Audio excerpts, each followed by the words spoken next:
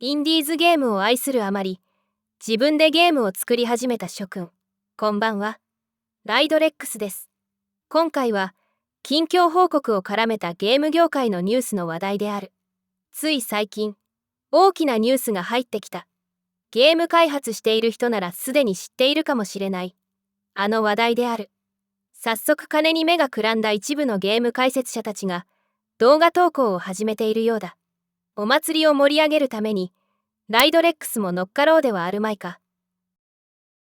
個人制作やインディーズでゲーム開発をしている皆さんが知るべき、大きな支援企画が2つ開催されるのである。一つは集英社ゲームズが19日に発表したゲーム企画募集。もう一つはスクエアエニックスが12月から応募受付開始する、オリジナルゲームコンテストの募集である。この2つの募集企画は、どちらも規模が大きく、過去最大規模のお祭りと言えよう。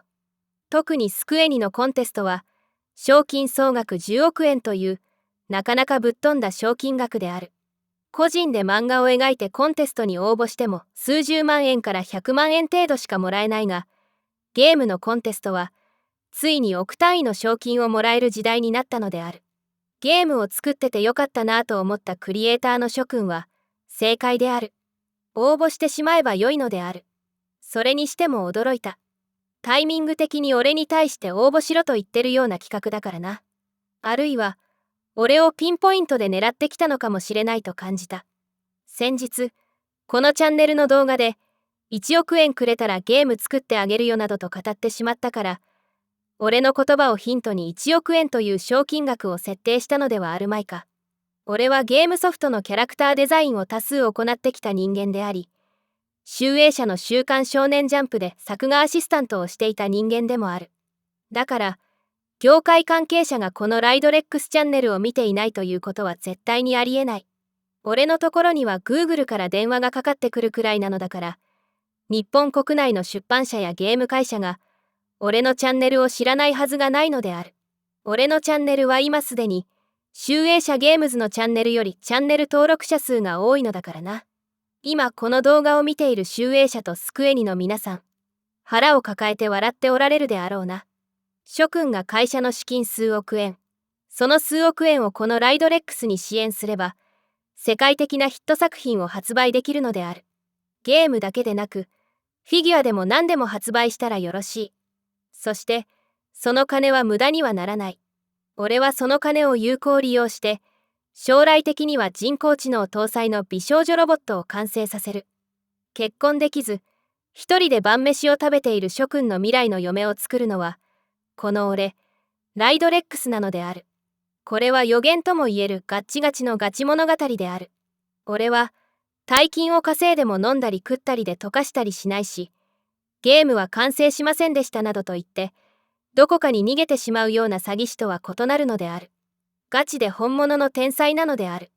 ライドレックスに数億円資金提供したら、ガチで世界が変わるのである。さて、生きがった痛い発言はこれくらいにしておいてやろうではあるまいか。肝心のゲーム募集企画について話そう。まずは、集英社ゲームズの方から見ていこう。この企画募集は、まだ完成していないゲームの企画や制作中のゲームを、集英社ゲームズに持ち込んで一緒に制作して完成させましょうという企画である。未完成のゲームの企画を売り込むわけである。完成したゲームは集英社ゲームズから宣伝告知され、全世界に向けて発売されることが期待できる。気をつけてほしいのは、集英社の漫画のキャラクターを使用した二次創作ゲームの募集ではなく、完全オリジナルのゲーム企画を持ち込んでほしいとのことである。著作権は応募者が保持するとのことだから、仮に途中で集英社に見放されたり、企画倒れになっても、自費出版でどこか別のパブリッシャーから発売しても良いということであろう。集英社ゲームズからのアドバイスや開発資金提供、制作に必要な機器や人材の確保なども頼れるらしい。具体的な資金提供の金額については、記載されていなかった。応募申し込みのフォームには、ゲームの企画内容やポートフォリオ、開発資金がいくら必要なのかを記入する欄があるので、おそらく持ち込まれた企画によって、金額は大相談ということになるのだろう。興味がある方は集英社ゲームズに問い合わせると良いでしょう。ライドレックスは、すでに申し込みフォームを送信しました。暗号妖怪クリプトイドのゲーム開発について、集英社であれば漫画やアニメも配信可能だと判断しました。と驚いたであろうか。俺はフットワークが軽いのである。仮に断られたとしても、自力で配信する予定だから問題はない。Steam や Netflix から個人で発売するより、日本人なら集英社の方が仕事がしやすいのである。理由は英語で取引せずに済むからである。仕事上で何かトラブルになった場合、外国企業との契約だと外国の裁判所まで行かなければならず、大変な出費となるからである。続いて、スクエア・エニックスのコンテストを見ていこう。この会社はスクエアとエニックスが合併してできた会社である。40代以降のおっさんなら知らない人は存在しないはずだ。ファイナルファンタジーを作っていたスクエアと、ドラゴンクエストを作っていたエニックスが合体したのだから、知らない人がいるわけがない。そんな有名企業がどうやらゲームのネタに困っているようだ。近年発売したゲームタイトルがことごとくユーザーから叩かれたり、炎上してしまって、すっかり意気消沈なのかもしれない。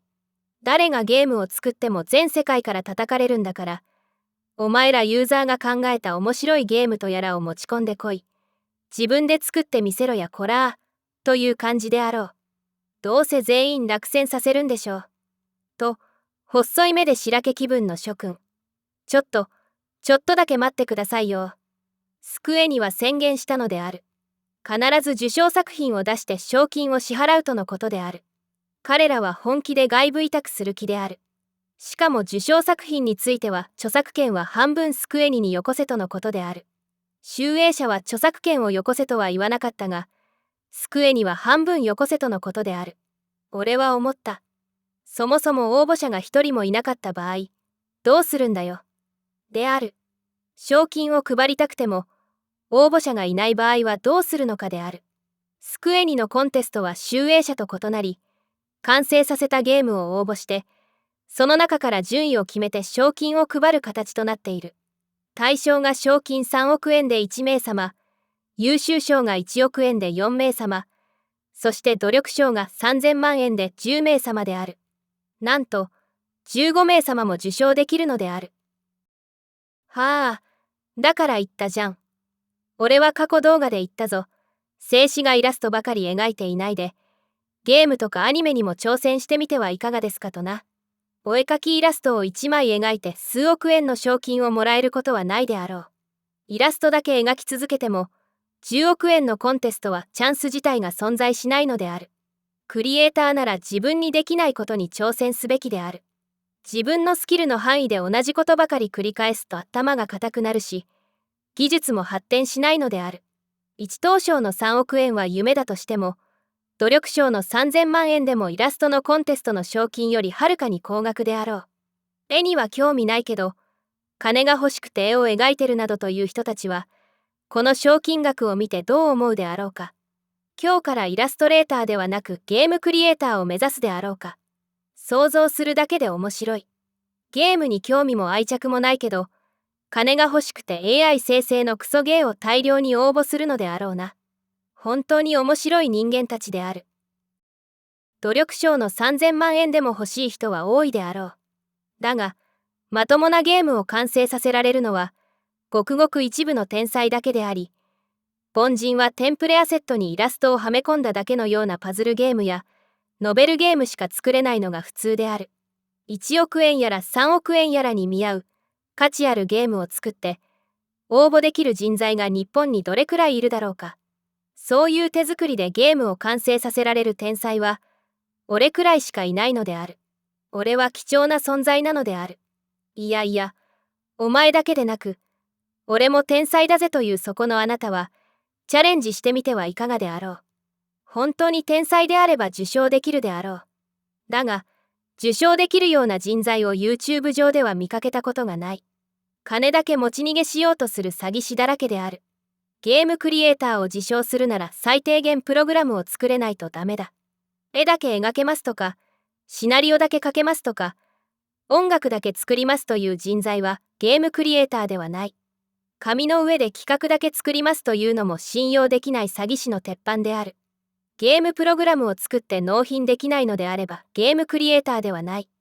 自称プロデューサーを名乗り、誰か他人にゲームを作らせるから金だけくださいという人物を信用してはいけない。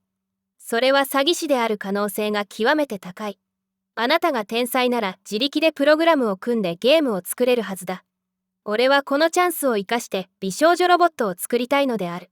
孤独で寂しがり屋のお前らの未来の嫁を作らなければならないのである。いやいや、賞金はゲーム開発に使わなければならない。そこだけは勘違いしてはいけない。賞金で開発したゲームを売って、それで得た金で美少女ロボットを作るのである。俺がそれをサボると、日本のロボット開発が遅れて中国に負けるのである。豪遊するために稼ぐのではない。威張り散らかすために稼ぐのでもない。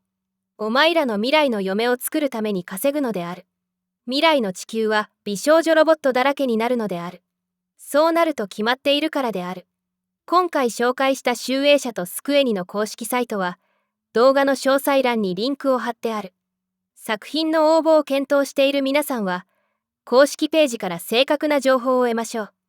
ライドレックスは現在開発中の 3D アクションゲーム、セクシーロイド、リザードハンターの全年齢版をスクエニのコンテストに応募しようと考えているが、キャラクターとステージを差し替えて、別のゲームとして応募するかもしれない。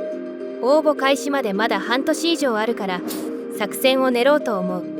今回は数億円争奪戦のコンテストであるからな。生成 AI でポン出ししたようなゲームが大量に応募されるはずだ。だから手作り勢はそれを逆手にとって、その中で目立つように工夫しなくてはならない。さあ、自分の頭で考えて賞金数億円をゲットしましょう。自称天才の皆さん、あなたたちの実力を見せてください。生成 AI の利用については後日細かいルールが発表させるとのことである。AI を使うにしろ使わないにしろ、あなたの本当の実力を見せてください。ライドレックスはコンテストの運営とは一切無関係である。たまたま情報を見つけて、自分でも応募してみようと思ったから動画にしただけである。今回の動画は以上である。また次回の動画でお会いしましょう。